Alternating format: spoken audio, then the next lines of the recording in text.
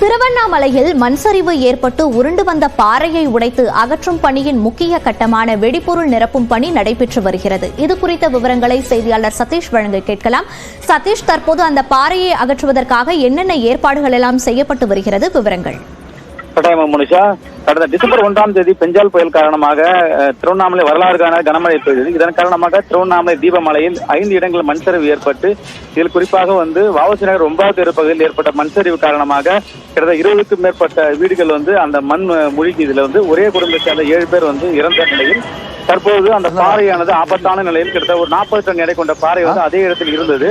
இதை அந்த பகுதி மக்கள் வெடி வைத்து அகற்ற வேண்டும், இல்லை பாறையை உடைக்க வேண்டும் என்று மாவட்ட நிர்வாகத்தின் வைத்த கோரிக்கையின் அடிப்படையில் கிட்டத்தட்ட அது பல்வேறு கட்ட அதிகாரிகள்லாம் ஆய்வு செய்து தற்போது திருச்சியை சேர்ந்த அந்த பாறையை உடைக்கக்கூடிய தொழில்நுட்ப வல்லுநர்களை வர வைத்து 2 நாட்களாக அந்த பாறைகள் 200க்கும் மேற்பட்ட இடங்களில் துளையிடப்பட்டு அதில் இன்று காலை 6 மணி முதல் கால்சியம் ஹைட்ராக்சைடு என்ற ஒரு திரவ பொருளை நிரப்பியிருக்காங்க.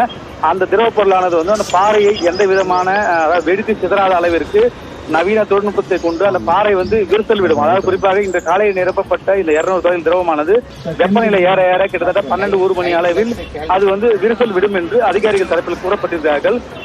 குறிப்பாக இந்த பகுதியில் உள்ள அந்த பாறைகள் வெடித்து சிதறாத அளவிற்கு தடுப்புகள் அமைக்கப்பட்டும் காவல்துறை சார்பிலும் பலத்த பாதுகாப்பு ஏற்பாடுகள் செய்யப்பட்டுள்ளது. மாவட்ட நிர்வாகம் தொடர்ந்து அந்த திரவ பொருள் நிரப்பும் பணியானது இன்று காலை 7 மணிக்கு தொடங்கி 8 மணியில் 1 மணி நேரமானது 200 தொலைகள் நிரப்பப்பட்டுள்ளது. 12 மணியில் அந்த பாறைகள் விரிசல் விடும் என்று அதிகாரி தரப்பில் கூறப்பட்டிருக்கிறது. மோனிகா, விவரங்களை பதிவு செய்தமைக்கு நன்றி சதீஷ்.